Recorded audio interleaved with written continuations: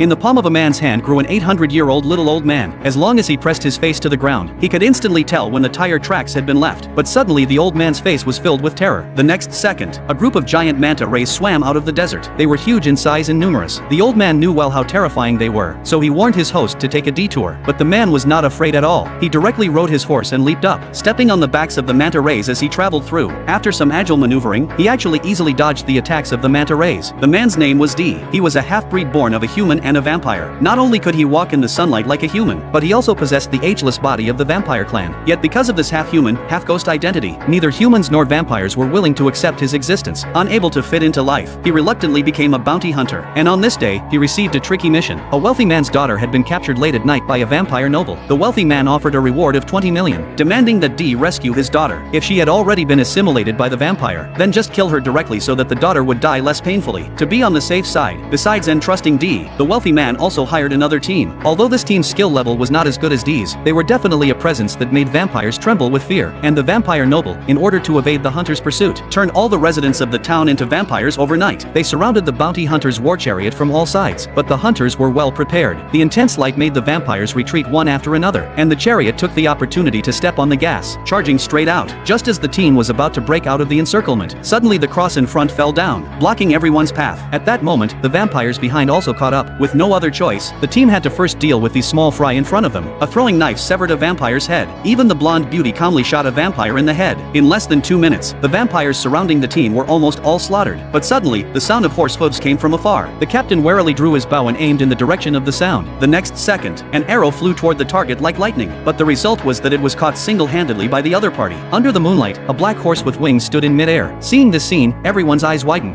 Tell me your name. Mine's Borgoff. Borgoff Marcus. D.